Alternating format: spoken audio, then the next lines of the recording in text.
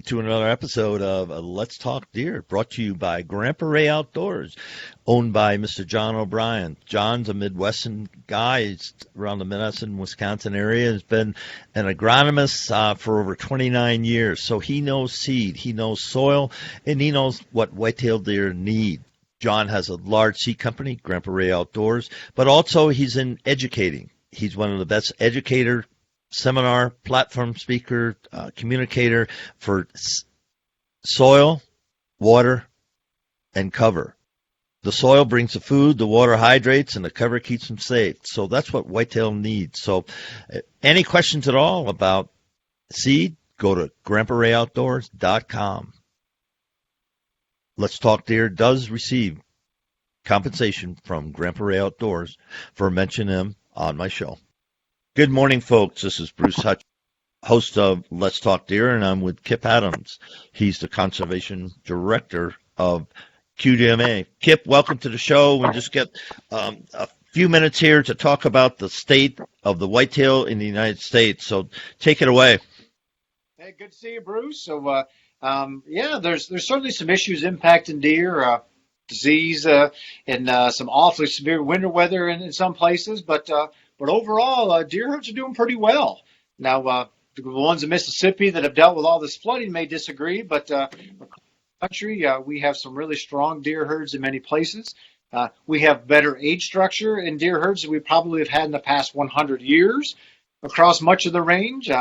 Hunters are continuing to kill older bucks, and in fact, we kill more bucks today that are 3 to 5 years old than those that are just 1.5, which is a monumental switch in what we've seen in our deer hunting. So certainly not without issues, but overall there's some pretty strong deer herds, and deer herds feeding a lot of people today, especially given what's going on with COVID. So there's a lot of hunters who are glad they got venison in the freezer. And that's a question I want to throw out and have us visit for a couple of minutes here, is because I was with Christian Berg, the editor of Peterson Bowhang magazine, and he said this year we should see a huge spike in people hunting locally, maybe not hunting as many states, and then because of exactly what you said, it's protein, it's food in the freezer. A lot of my friends eat elk and deer and antelope, as you guys do, if you take a bear, if you take a deer. So saying that, how can people who are adult onset hunters benefit by being a member of QDMA? QDMA fights for all deer hunters' rights and on their behalf. So being a member supports an organization that ensures that we're going to have whitetail deer in the future, and that hunters can go afield and hunt them. And then obviously of all the educational efforts we provide to people, teach them how to be better hunters and teach them more about deer and how to enhance habitat for deer, but ultimately how to put more venison in the freezer. So that's very important right now, and I totally agree with Christian. I think we're going to see increased harvest rates this fall. We've seen it already this spring with turkey harvest, and a couple of states, Georgia in particular, have seen dramatically increased gobbler harvest rates this spring, and I expect we're going to see similar things with whitetails soon as seasons come around late summer. Now, you have a Deer Steward 1 course. Do you recommend an adult onset hunter taking that? Absolutely. And, that's designed to teach people about deer. And, we are huge fans. Our Field to Fork program is an adult onset hunter program where, we teach people how to hunt, match them up with a mentor so they can go and, procure some of their own venison. So we are huge fans of the Field to Fork movement and that adult onset hunting movement. Now, one thing that I always enjoy is your annual Whitetail Report. How can a person get that? We provide those right online. It's a free download from our website. They can go to QDMA.com, search for our annual report. We call it our Whitetail Reports. They go all the way back, more than a decade now. Every single one of them is a free download on our website. They can purchase a hard copy if they want, but they can get all the data for free. And now there's also an online index there. They can search by topic because, as you know, we have done that for so long, and there's so many topics.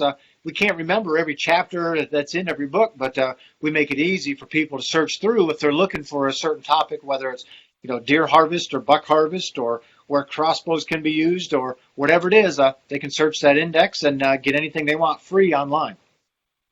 Now, you've been with QDMA a long time. What do you think the major benefit is for membership in QDMA for any hunter? I think it's access to all of the information that we provide for free to teach them about how deer see, how deer hear, how deer navigate the landscape.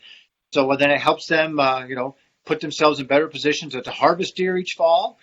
It gives them information on all of the advocacy efforts that we do or fighting on their behalf, and how we make sure that they can take that bow or that firearm afield and make sure that we have huntable populations of deer. So lots of benefits of being a member, and that's why membership is strong and growing. One thing I had recently had a gentleman from the Natural Resource Board of Wisconsin on, and he shared some information about crossbow hunting and how it's taking some bucks out of the firearm season, and so we had a discussion on that. What's your thought about method of take? This is Bruce Hutchin with a special message about my relationship with Burner.com. Burner HD is a non-lethal pistol that's available now on the web at Burner.com. If you go to the web and use my promo code LTD2020, you're going to get a 10% discount on all Burner product. So again, Let's Talk Deer has a discount, promo code LTD2020 for all Burner product. Go check them out. They're great. I am a huge archery fan, and I love to pick up my rifle, but I spend a lot more days afield with my bow, with my vertical bow. My personal take and QDMA's take is, hey, we want hunters to be good stewards of the resources and shoot the right number of deer each year, and both the right numbers of bucks and does. So it's less of a deal to us whether they shoot those with, a crossbow or a vertical bow or a rifle or shotgun. So I've seen the data. There's a lot of states, about 3/4 of the states out there now allow the vast majority of deer hunters to use crossbows during the archery season. And what we've seen is that there's not a single state where crossbows have caused a big population decline. In most places, or what's happening is hunters are killing about the same number of deer with those using crossbows, though they often are killing them a little sooner in the year.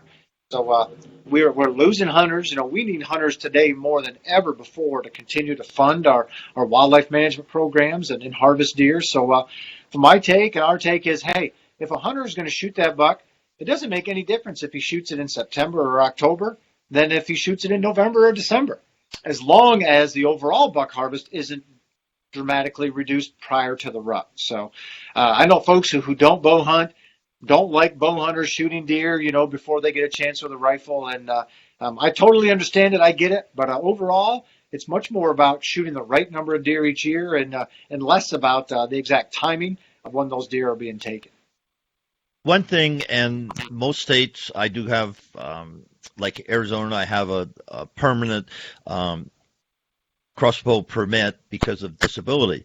Now, I think of people that are older, people with disabilities, young people, or even adult onset hunters, because I was talking with a gentleman, and I said, Dan Smith, in fact, from Deer and Deer Hunting, we both could take one person, get them to the range with a crossbow, and by the time we finished that session, we could have them consistently confident that they could hit the 10 ring at, let's just say, 30 yards.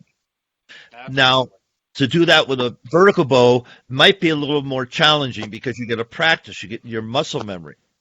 Because let's face it, a crossbow is, a vertical bow that's turned horizontal and it's on a rail.